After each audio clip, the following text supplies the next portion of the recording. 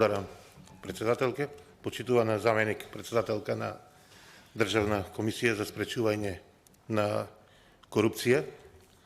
Денес го разгледуваме извештајот за работата на Државната комисија за спречување на корупција за 2022 година, но за мене, како и за пошироката експертска јавност и дипломатскиот кор во Република Македонија е индикативно зошто кога веќе разгледуваме извештај за работата на Државната комисија за спречување на корупција за 2022 година, зошто се уште не се става како точка на дневен ред годишниот извештај за спроведување на Националната стратегија за спречување на корупцијата и судирот на интереси за 2021 година.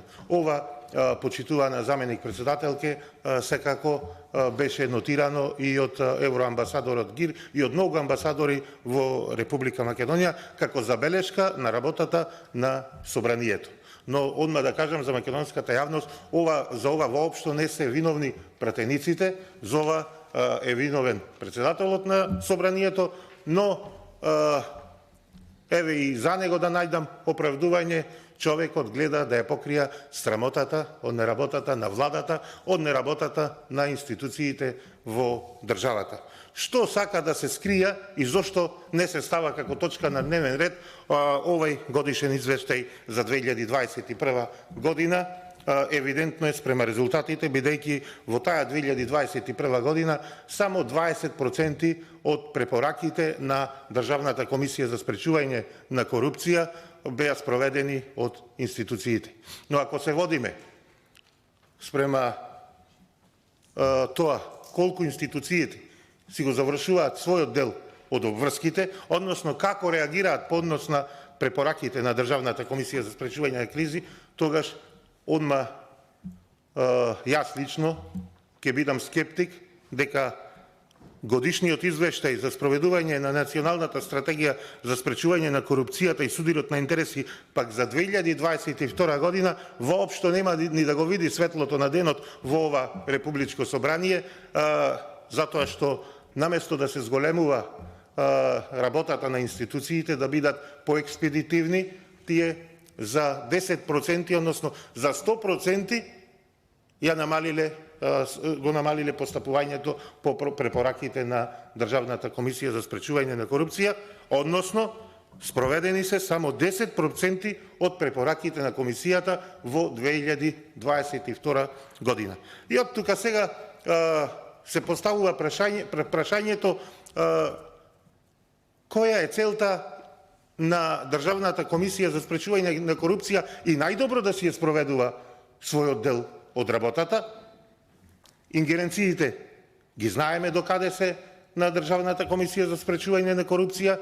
Незино е да реагира, да нотира, да известува, да покажува, да го крене прашањето за борба против корупцијата или злоупотребата во јавноста, во експертската јавност, до јавното обвинителство, до институциите, но потоа сето тука застанува и сето се закочува.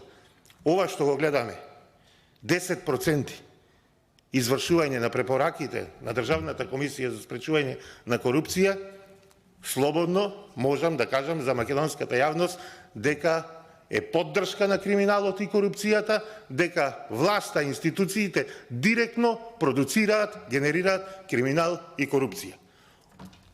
Ова нема да го кажам туку така, понатаму ќе го образложам во сите сфери, односно во сите оние ризици за корупција кои вие, почитувана заменик председателке, ги нотиравте, носејќи Националната стратегија за корупција овде во ова собрание.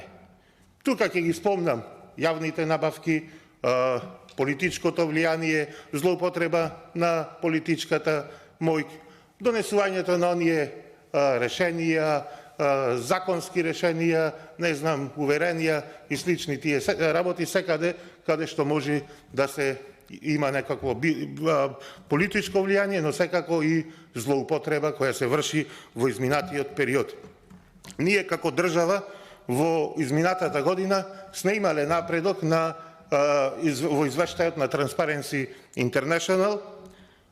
Од 111-то место дојдовме на некој 85-то до 100-то место кое го делиме со повеќе држави, но ни оддалеку не сме постигнале забележителен и значителен резултат. Ќе објаснам зошто, бидејќи факт е дека во 2022 година ја одбележа огромни корупцијски скандали во државата, а судството и владењето на правото се засенети со нови скандалозни обележја.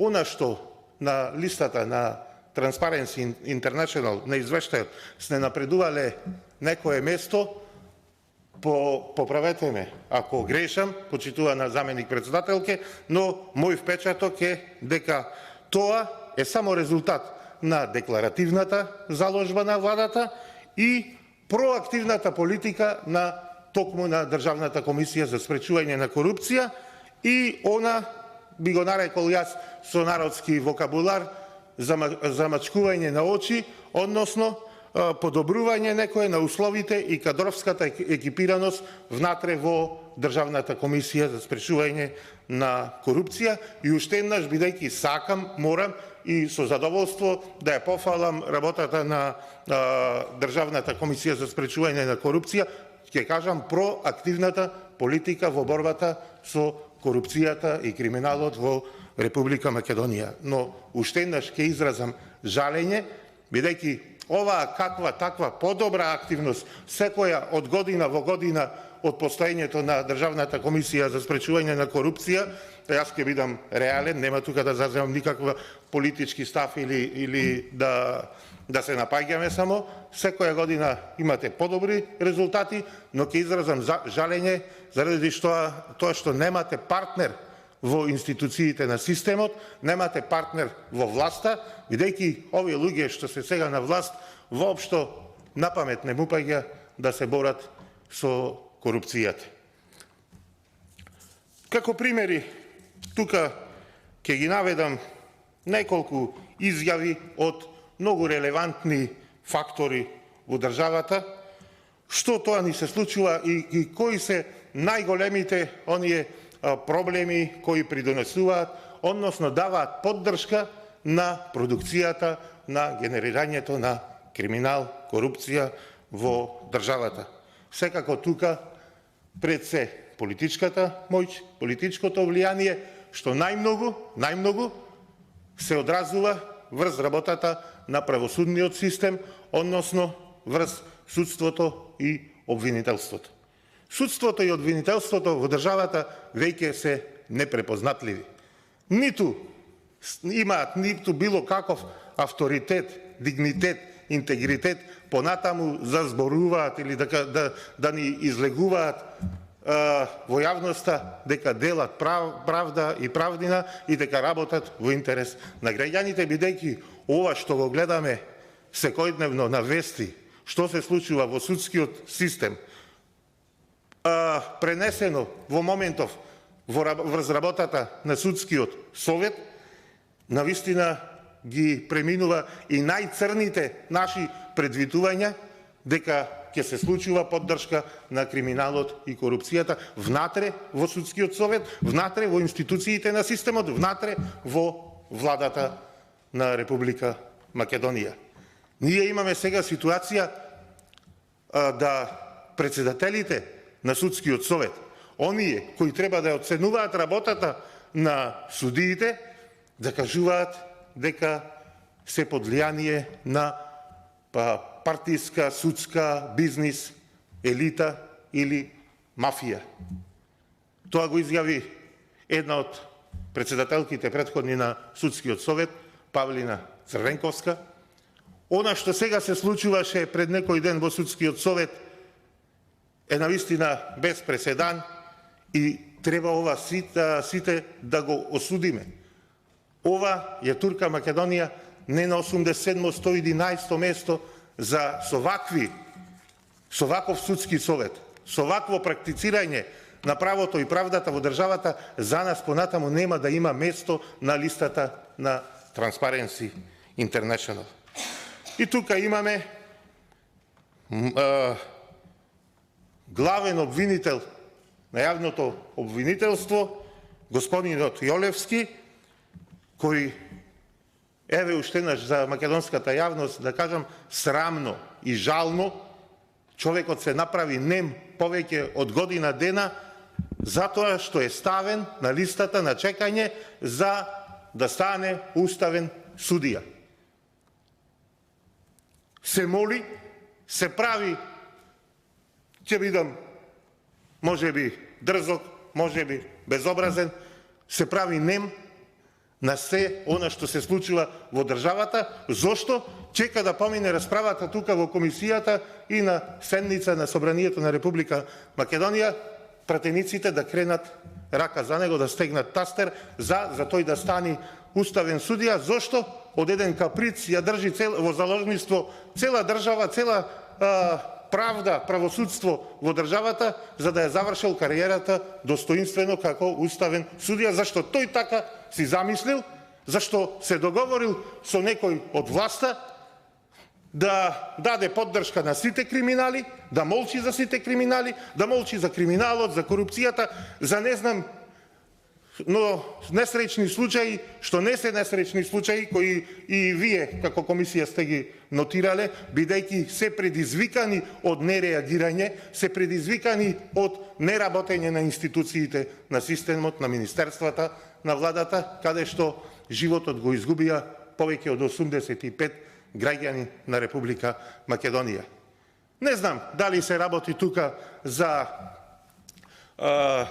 издавање на дозвола на автобус кој не ги исполнувал условите за работа, на агенција за превоз на патници која не ги исполнувала условите за работа, се дозволувало границата да ја поминуваат неисправни автобуси кои не поминале технички преглед, се дозволило 3 месеци да стои во фиока некое решение и за тоа никој да не одговара, напротив. Одговараше тој што ја покрена постапката. Обвинителката Русковска тоа и пресуди, бидејќи чепна онаму каде што не требаше да чепни. И Јолевски се уште чека да биде избран за уставен судија. Ама ова е срамно. Поради вакви метузалеми како Јолевски во правосудството, што чекаат пензија да станат уставен судија на 69 години и не знам, така да завршил крај на некоја кариера. Внимавајте на зборовите.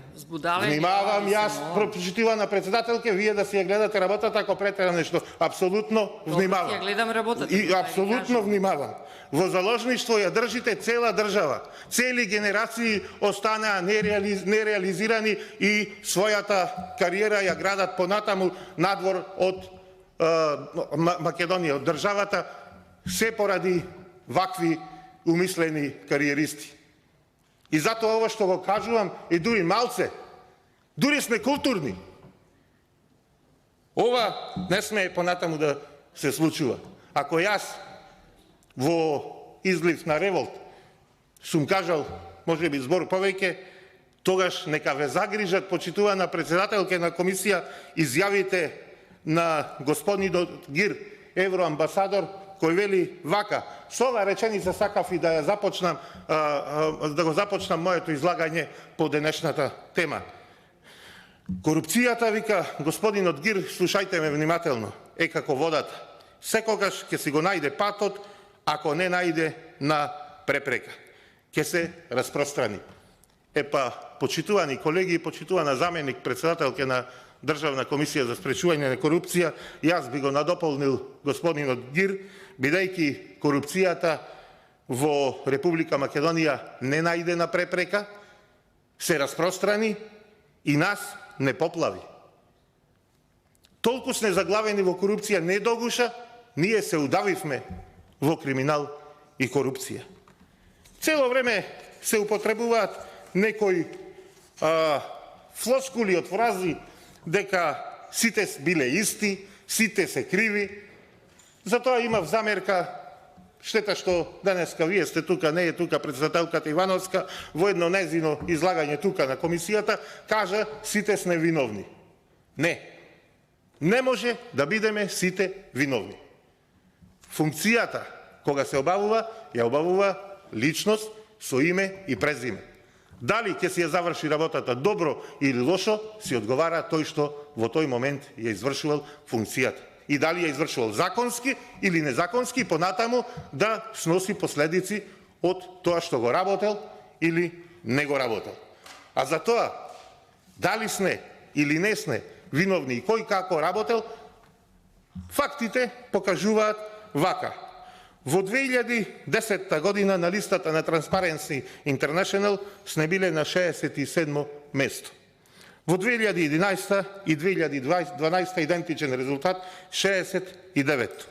Најдоброто рангирање е во 2014 година на 64-то место.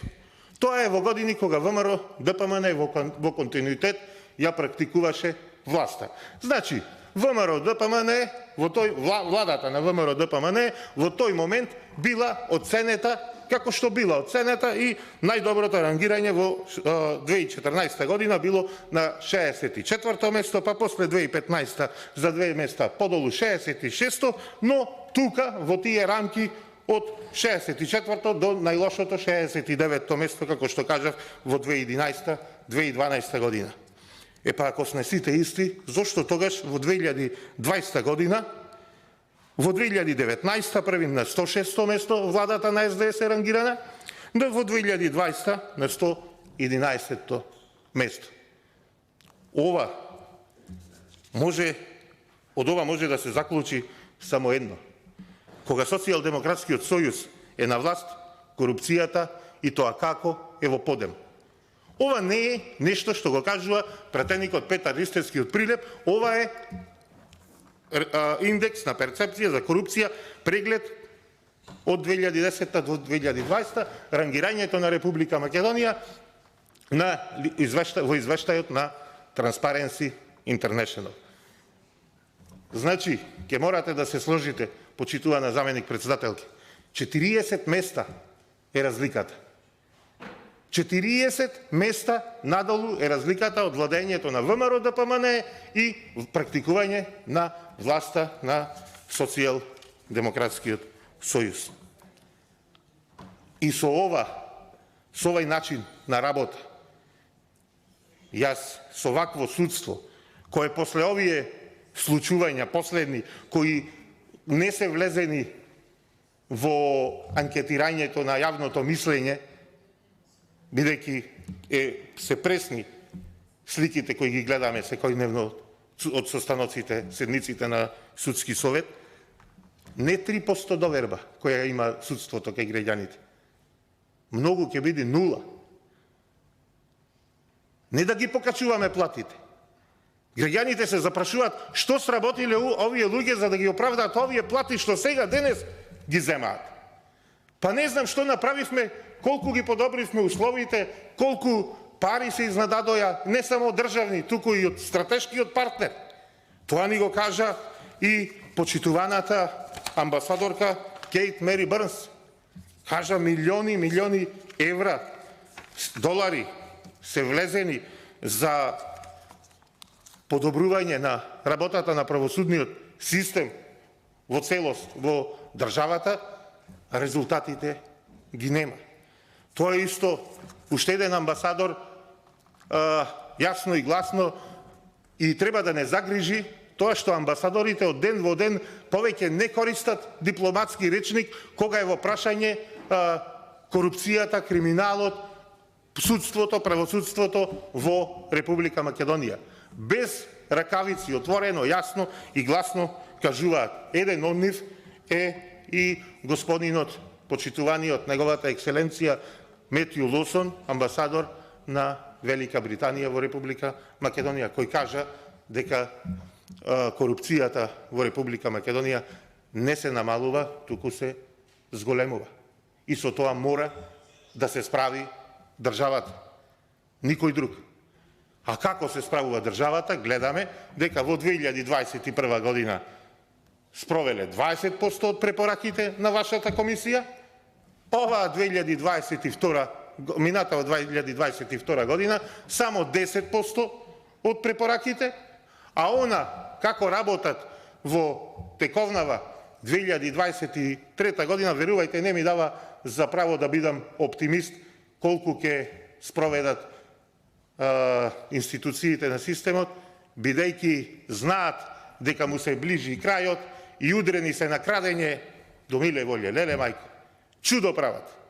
Па вие, ќе ве искористам, вашето присуство ќе го искористам, знам дека нема може би да ми одговорите, но само ќе ве прашам, почитувана заменик председателка на Комисијата за спречување на корупција, дали е возможно, дали е нормално некој во име на државата да подпише договор со економски оператор, со фирма, без разлика дали стратешки партнер, без разлика дали е национален проект или не знам што, надвор од постоечката државна законска регулатива.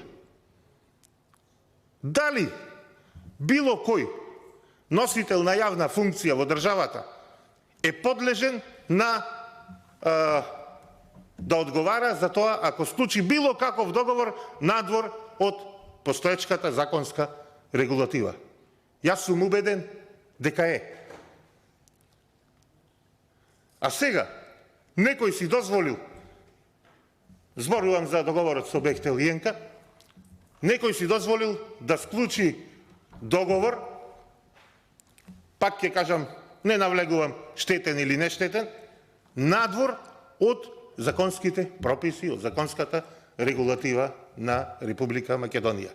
И сега ги става многу нефер, многу мизерно, ги става во лоша состојба во пратениците од власта, да се страмат тука и да прават незаконски чин, да гласаат законски измени за некако да ги средат работите за тој договор, постфестум да излезе дека бил во некои законски рамки.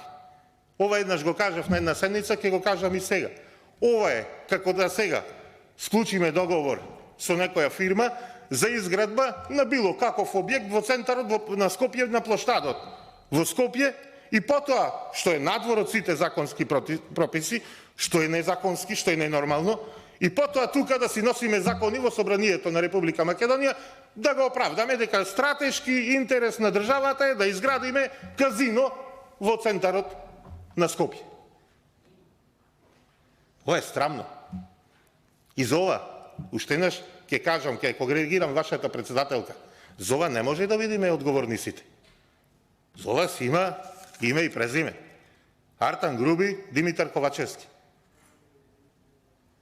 Тие треба да наведете дека тие луѓе за ова се виновни и ќе одговараат. Бидејќи ништо не е вечно, ниту оваа власт е вечна.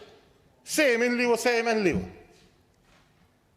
Затоа треба да мислиме што правиме. Насила, некои работи едноставно не одат, не може. Остануваат траги, пишани документи, подписи, печати, контролирање, се клаваат луѓе тука, без потреба се зацрнуваат судбини на луѓе што понатаму ќе одговараат. Бидејќи се оваа власт што турка насила. Турка со уцени, со закани, со удбашки полициски методи. Ништо не се работи по закон. Или во многу мал процент. Главното прашање не е тоа во извештајот колку Државната комисија покренала, не знам, постапки, туку она што го кажав, колку државата ги решила, имаат разрешници. Ако видов во еден дел од вашиот извештај, дека досега, откако постои оваа комисија, во судска процедура биле 167, мислам, влезени случаи, од кои разрешница имале само 3. Значи, тој што не му бил важен на тој со најголем авторитет во партијата и во власта, во владата, тој сносил последици. Или па, вака сега ми иди пред очи изјавата на еден предходен премиер и председател на Социјалдемократскиот сојуз, Заев, кога кажа, првиот и вториот ешалон, не ги чепкајте, тие не се одговорни за корупцијата и за напредокот на корупцијата во државата, барајте го виновникот во шалтерските работници. Тоа не сме да си го дозволи да го кажи еден државник, еден премиер, кога сите знаеме дека секогаш и најнеобразованиот човек во било која држава, кога ќе го прашате, ќе ви кажи дека рибата секогаш смрди од главата. И ние, ако сакаме да се справиме со корупцијата, да се фатиме во костец, искрено, честно, во борба, и за да ја намалиме, или да ја наносиме на некои одржливи гранки, што сега сигурно не е во одржливи граници, ние мора да почнеме од онаму каде што од главата, од онаму каде што излегуваат најголемите проблеми. На сите, вас најмногу, на сите му е јасно во оваа држава дека не може некој стражар, чувар или не знам, секретар во некој училиште да има мојк за да направи не знам какво некое дело, да спечали пари, незаконски или не знам што. Се знае кај е мојчето. Мојчето е во власта, во владата. И тука одговара председателот на владата, министрите и понатаму по вертикала директори на јавните предпријатија, институции и слично, оние кои требало да ги спроведат вашите препораки, а ги спровеле во 2022 само 10%. И ќе се навратам на тоа како ни работи судството, а ние очекуваме да се борат со корупцијата и да ги спроведуваат препораките оние кои имаат 0% доверба, односно во моментов 3, за брзо, убеден сум дека ќе биде 0% доверба од граѓаните.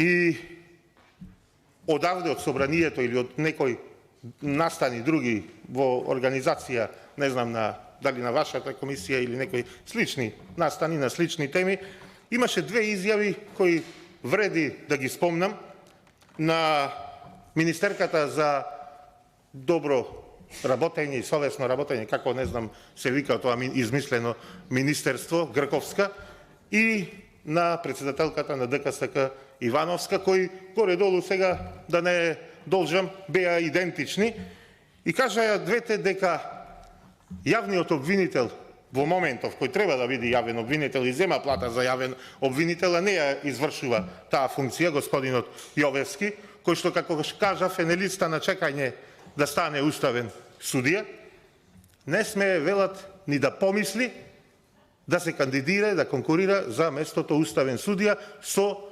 резултатите кои ги постигнал како јавен обвинител. Кој тоа повеќе да ја оцени работата покомпетентен од министерката за добро владење и од председателката на Државна комисија за спречување на корупција? Кој? Поважно треба да биде мислењето на некој продавач на тезга, овчар, не знам, да не ги омаловажувам тие луѓе кои честно си ја заработуваат платата, лебот. Но овде имате изјави на министерка за добро владење, која работа и пари зема за спречување на ваквите појави. Имате изјава на председателка на Државна комисија за спречување на корупција и никој тоа не го зема здраво за готово, ниту пратениците, ниту владата. И си продолжува постапката овде, насила се тера Јовевски да стане уставен судија. Како што насила станаја неколку пред него. Затоа со вакови процеси, процедури, довербата кај граѓаните ќе биде никаква. Но не е тоа толку страшно само за довербата, тоа носи поголеми последици. Се пусти државата, не бегаат младите. Во државата успеваат криминалците, неписмените. Имаме деградирање во секој поглед. Идоли на децата му стануваат, не знам, кримоси, убици, дилери на дрога. Тоа доведува неработењето на судски совет, на обвинителство, на судови, пресуди што се носат, такви какви што се носат. Па ние имаме апсење на началник на полицијска станица за дрога во Прилеп. Тој што треба да ни ги чува децата, да ги спречи овие појави, тие ги продуцираат овие незаконски работења. Па ние имаме од 23-15 фабрики, или како да ги наречам, за марихуана во Македонија, се во собственост на бившиот председател на Социјалдемократскиот сојуз и на владата, председател на владата Зоран Заев. Па ние имаме, вие знаете, дека секој повлијателен член на Социјалдемократскиот сојуз и на ДУИ, секој министер во владата, секој директор, па и премиерот начело со него, имаат приватни семејни фирми преку кои го цицаат државниот буџет. Ќе ве прашам уште нешто. Дали е за вас нормално, не како заменик председател на Комисијата за спречување на корупција, тоа дополнително ви дава одговорност, како граѓани, сопругата на премиерот да купува државно земјиште по 70 денари метар квадратен некаде во Радовиш. Кумот на премиерот да отвора фирми и да добива државна помош кога сака и како сака и колку сака за својата фирма за фотоволтаици, и после фирмите во цела држава да се тепаат, да постават фотоволтаици од неговата фирма. Знаат зошто. Тоа е тој ризик на користење на политичката моќ во државата. Ние имавме министер за добро владење, тогаш се викаше поинаку, за борба против корупција, господинот Николовски, кој сега е министер за земјоделство, шумарство и водостопанство, кој беше истовремено секретар на владеачката партија. И сега гледајте тука што се случува. Вие тоа мислам дека и го нотиравте во еден од вашите извештаи за 2020 или 2021 година. Тој што ги прави партиските списоци за вработување, тој треба ваму, како секретар на владеачката партија, тој треба да ги сузбива политичката моќ, политичкото влијание и она што амбасадорите, повторно ќе се повикам, не опозицијата, само амбасадорите, го нотирале, е тоа дека во Република Македонија поставувањето на личности на јавни функции, вработувањето не оди спрема квалитетот, туку спрема партиската припадност. Исто што е наведено како еден од ризиците за зголемување на криминалот и корупцијата во државата, токму од комисијата во која сте вие заменик председател. И тоа не е проблем што ќе наместат некој директор и ќе зема плата, не знам, повисока, за тоа ниту ја заслужил, ниту има знаење да го работи тоа што го работи. Многу искрено и честно, еден таков директор, член на Демократската унија на интеграција, пред некој ден беше предмет на подсмев во јавноста, кога кажа дека не знаел што е метрологија, разбрал дури од како го наместиле за директор. Епа, ваквите кадровски решенија на оваа власт продуцираат поттикнување на корупцијата, што доведува и поттикнување на слаб економски развој. Со вакви кадри не можеме ние да очекуваме дека ќе одиме напред. Нееднаквост, каде што секогаш во прв ред предност имаат членовите на владеачките партии, и сиромаштија.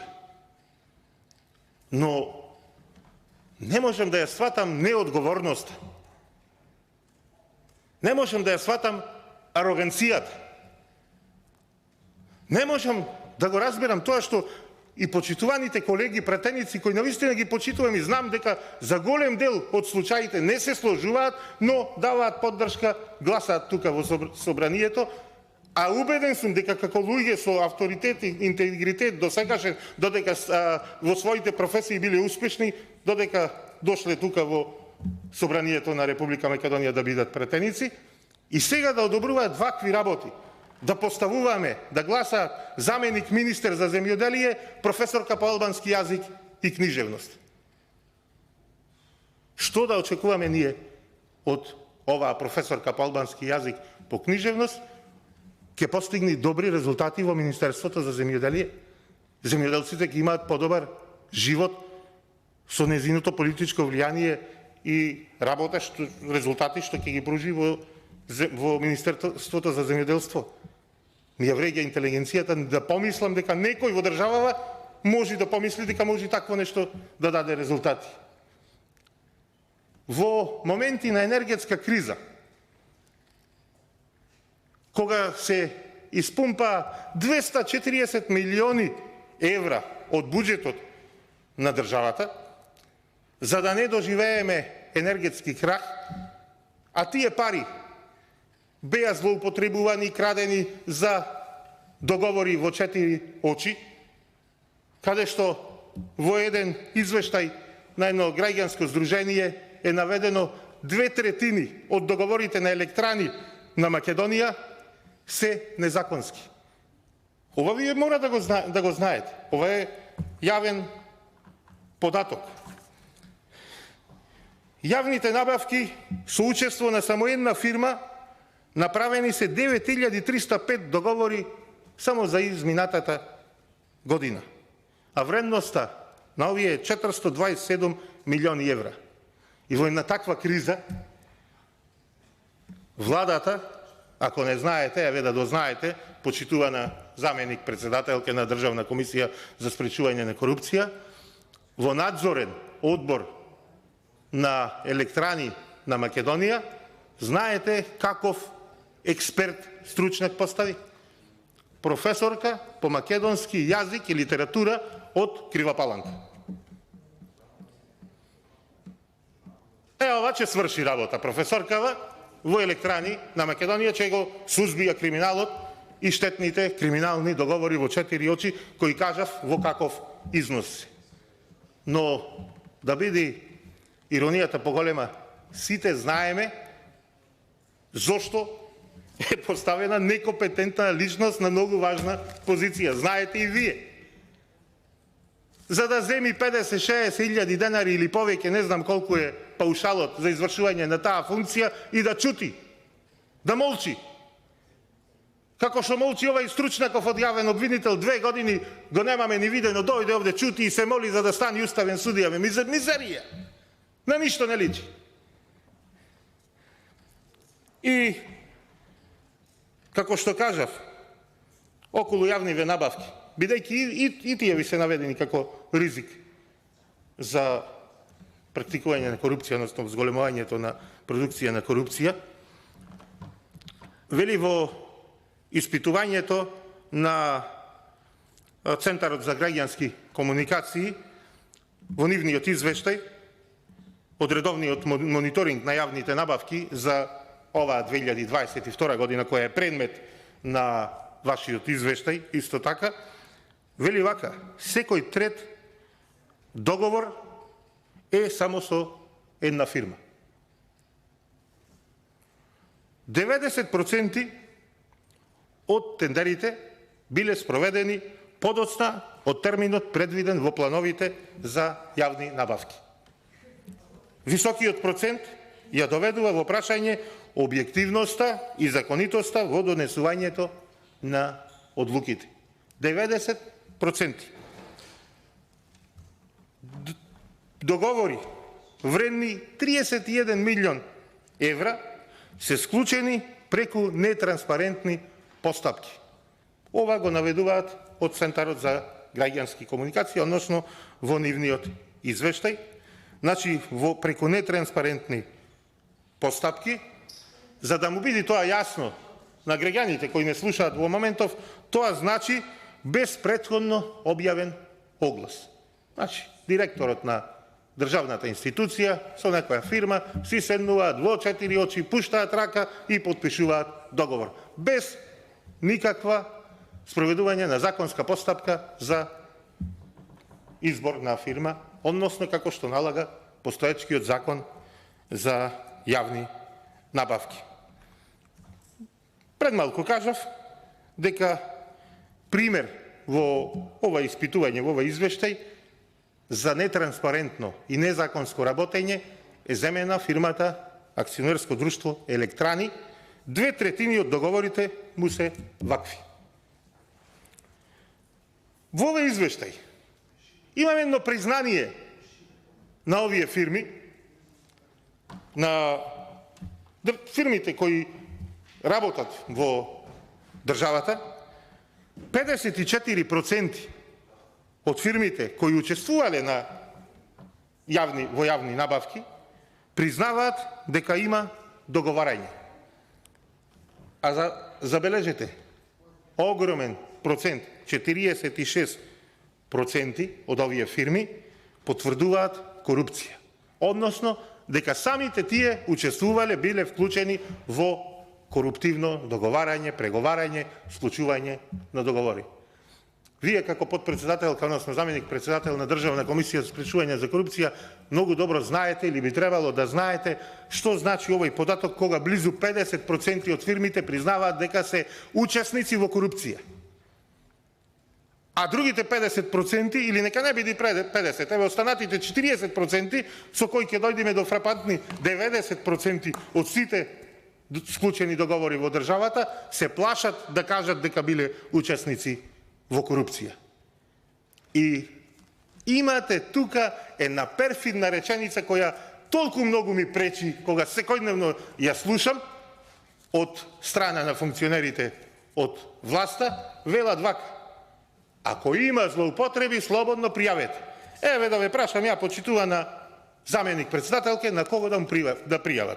Треба по редот на нештата да напишат пријава и да ја пратат до господинот Јовевски како јавен обвинител. Дали овој Јовевски ќе постапи? Не. Зошто не? Кажав на листа на чекање за избор за уставен судија. Човекот има 69 години, ниту сака да се замара, ниту сака да си има проблеми, најмалку да влегува во борба со корупцијата во државата, да ја средува на 69 години корупцијата во Република Македонија. Тоа е навистина срамно. И имаме еден навистина исто така феномен, не знам како да го наречам, односно знам како да го наречам, бидејќи тоа ни покажува зошто и како дојдовме до овој степен на корупција, ова што сега ќе го кажам, односно примерот со обвинителката Ленче Ристовска, која кажа дека Советот на јавни обвинители е извор на тргување со влијание и треба да се реформира. И знаете што се случи после тоа? Феноменот убијте го гласникот. Жената кажа и потоа беше масакрирана од сите. Па, луѓе мои, изјава на ваква влијателна обвинителка, која едно време беше перјаница на специјалното јавно обвинителство, кој требаше да ја доведи државата до нулта корупција, кој требаше да се справи со корупцијата, криминалот во државата, а видовме како заврши тоа специјално јавно обвинителство. Посебно славно заврши председателката на тоа јавно обвинителство. Знаете зошто? Каква власт, такви партнери. Каков председател на влада Зоран Заев, таков партнер си одбра во специјалното јавно обвинителство да му ги заврши велканите услуги Катица Јанева и заврши таму каде што заврши. Но што од тоа добиваат граѓаните на Република Македонија? Трошење на народните, на буџетските пари, подобрување на правосудниот систем, справување со криминалот и корупцијата. И сега не охрабрувате да поднесуваме пријави и ги охрабрувате граѓаните да поднесуваат пријави до вакви јавни обвинители? До Катица Јанева, до Јовевски? И на крај, знаете која е реакцијата на луѓето? Изминативе години. Бугарски пасош, својо пасош, преку граница и во неповрат. Довде му е, преко глава му е да чекаат во Македонија да спроведуваме европски вредности, остареа во чекање за европски вредности, само декларативно се заложуваме, само се финансираат конференции, семинари, предавања, обуки и слично, и тука се трошат енормно големи средства, а резултатите се никакви, само за неколку месеци. Само за неколку месеци ќе се сложите. Кога изјавата ја даде бившата амбасадорка на Соединетите Американски држави Кейт Мери Бърнс, довербата во судството беше 8%. Само за неколку месеци во изјавата на новата амбасадорка Агелер 3%. И со право сега ви кажувам дека за брзо деновиве довербата е 0 или под 0. И немаме никаква доверба во судството, правосудството, односно институциите на системот веќе не затајуваат. Тие се партнер со криминалот, со корупцијата. Уште еден пример, само ќе наведам и ќе привршам моето излагање. Што се случи во Министерството за внатрешни работи? 215 пасоши на белосветски криминалци. 215 пасоши. Нема црна хроника во светот кога ќе биде убиен некој позначаен, поголем, побогат, покрупен криминалец, наркошеф, на кој во внатрешниот джеп од сакото не му нашле македонски пасош. Не се случило такво нешто. Дали се случувало убиство во Турција, во Србија, во Црна Гора, во Хрватска, во Германија, во внатрешниот джеп од сакото на сите овие му се наоѓа македонски пасош. И затоа криви биле тие на шалтерите. И такви луѓе си го однесоа. Е додека вака декларативно се бориме со криминалот и корупцијата во државата, ќе паѓаме се пониско и пониско. А колку ќе паднеме ниско во следниот период, ќе бидеме сведоци во извештајот за 2023 година, а моите сомневања ќе ги кажам само врз база на неколку изјави или неколку случаи, кога само пред некој ден сведоци бевме на интервју на еден почитуван амбасадор од една европска земја, пријател на Република Македонија, кој исто така многу има вложено баш во овој дел на борба против корупцијата, правосуден систем, судство, обвинителство, а тоа е Холандија. Господинот Коп, амбасадор на Холандија во Република Македонија, каде што кажа дека го прекинуваат проектот кој го финансирале за подобрување на работата во судскиот совет поради политичкото влијание, незаконско работење на самиот судски совет. Тука ќе ве наврата, можеби ќе се сетите, можеби не многу значајна изјава од каде почнаа произлегоја ваквите изјави за борба против корупцијата во државата, една многу значајна изјава која не и се даде намерно толку многу важност во медиумите, бидејќи беше многу силна и многу зборуваше за тоа како работи власта во тој момент. Тоа беше пред 1-2 години, кога почитуваниот амбасадор на Холандија Јирк Коп кажа: оставете ја Бугарија, договорот со Бугарија, решете ја корупцијата. Таа ве оддалечува од место во Европската Унија. Ние тоа, наместо да ни сигнализира, ние тоа го игнориравме. И сега ќе не убедуваат од власта, пречка било Бугарија, дајте да изгласаме промена на име, на се, на што сакате че овие луѓе ќе гласат за да останат на власт, а ја занемаруваат изјавата на пред година-две на почитуваниот амбасадор, каде што кажа корупцијата е главниот проблем во државата. Корупцијата. И на тоа не се реагираше никако. И за крај, најважното нешто, извештајот од Стейт Департментот за 2022 година, каде што уште еднаш испровоциран од изјавата на вашата председателка, која денес за жал не е тука, почитувана заменик председателке, која изјави тука уште еднаш ќе потенцирам дека сите сме виновни и сите имаме кривица за ваквата состојба. Таму во извештајот на Стейт Департментот, за разлика од вашата председателка, не велат дека сите сме виновни. Таму јасно и гласно наведуваат дека владата, слушнете ме добро, цитирам, владата е главниот коруптивен и најголем коруптивен елемент во државата. И после тоа излегува, после забелешките на амбасадорот Коп, излегува судски совет, вика, не е вистина ова што го зборува амбасадорот. Излегува премиерот после извештајот на Стейт Департментот, каде што е обвинет дека, како председател на владата, нормално тој е одговорен што владата е посочена како најкоруптивен елемент во државата и тој треба да одговара како најкоруптивен елемент, бидејќи е означен во државата. Тој вели, ќе спроведуваме ветинг.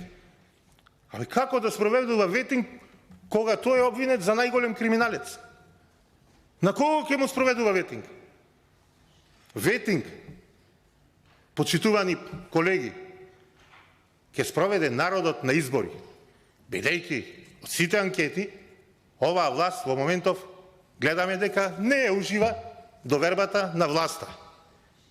Резултатите на довербата во судскиот совет, во обвинителство, покажува дека ја немаат довербата на власта. Луѓето кои сте ги назначиле, сте ги поставиле да работат во доброто, за доброто на државата, не одговориле на задачата, не си ја работат својата за работа, не испорачале конкретни, видливи резултати. И на избори ќе бидат сменети. Тоа ќе биде ветинг. А не може да биде ветинг да прави премиер кој дозволува сопругата да купува земјиште во Радовиш по 70 денари за метар квадратен. Ветинг ќе правил неговиот заменик Картан Груби, кој купува по смешни суми објекти во центарот на Скопје. Ако се тие суми пазарна вредност во државата, дајте сите ќе купиме. Дајте му на луѓето сиромаштија, што се гладни, женни, болни. Дајте му нив. Нека купат, да видам јас кој може да купи во центарот на Скопје 200 метри квадрати луксузен деловен објект за 100.000 евра. По која цена? И зошто? Затоа што е заменик председател на влада, а на дело е шеф на државата. Никој не му може ништо. Е затоа прави што сака. Затоа дури не дојди одговорна влада, одговорна власт, ниту ветинг ќе има, ниту борба со корупција ќе има, ниту ќе има резултати. Ако и после избори и следната влада не направи такво нешто, слободно сите, кажувам јавно, да си ги пакуваат куферите и да си одат од оваа држава. Како што тоа јавно го призна председателот, внимавајте на државата, председателот, колку мизерна изјава на еден председател ја доведува во мизерна позиција својата држава, кога на еден меѓународен форум јавно кажа, како во панел дискусија, дека ако не бил председател на државата, ќе ја напуштал. Па еве, да прашам, господине Пендаровски, дали само како председател на држава е возможно да се живее во оваа држава? Под поинакви услови, значи, не може да се живее. А што да речат граѓаните што живеат со помалку од 100 денари на ден? Такви, знаете колку се? 500.000. Луѓе се на работна сиромаштија. И на крај, не е прилика, но ќе упатам еден апел. Луѓе, овдека зборуваме за корупција, за криминал, за милиони евра проневерени, за не знам дали било во ред или не било во ред, да се потрошат 22 милиони евра за да му се даде на надзор на најголемиот, најважниот, стратешкиот проект во државата, кој морам да кажам, за волја на вистината, јас го поддржувам како проект. И е добар инфраструктурен проект, ако се направи како што треба да се направи, со почитување на законската регулатива, а не да се склучи договор надвор од неа. И да му се даде надзор да биде фирма за шиење на долна облека за 22 милиони евра. А болни од ретки болести, пресно ми е мене, јас сум вклучен во работата со една асоциација за цистична фиброза, 130 луѓе, деца, молат за живот.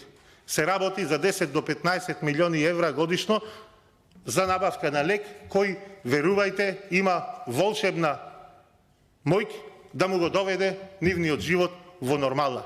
И сега треба да зборуваме за поддршката на пратениците. Еве, јавно, почитувани колеги, вчера, заедно со Асоциацијата за цистична фиброза, поднесов со председателот измена на 2 закони и барам и болните од цистична фиброза бараат од вас да дадете поддршка на ваквите закони. Додека не ги доведеме во ред работите, приоритетите да ги решаваме, како овие ризици на корупција кои во националната стратегија на корупција на Државната комисија за спречување на корупција донесена тука во Собранието на Република Македонија се конкретно и точно наведени кои се, и ако ние се бориме против нив, сработиме по препораките на што ги дава Државната комисија за спречување на корупција, верувајте, убеден дека за година или две ние ќе бидеме многу пониско на извештајот на листата на Transparency International за борба против корупција.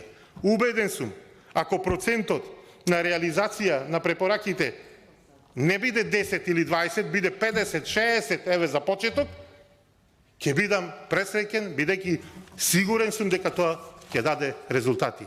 Вака ќе имаме само декларативна заложба за борба против корупција, на власт имаме криминалци кои не знаат и не сакаат ништо ни повеќе ни помалку од милиони евра од секој тендер, од секоја јавна набавка, од секој договор во државата да заврши во нивните приватни џебови. А со вакви ние ќе паѓаме како држава. Што пониско, довербата на граѓаните ќе биде никаква и тоа ќе продуцира слаба економска развиеност, нееднаквост, сиромаштија и иселување на граѓаните надвор од границите на државата. Ви благодарам.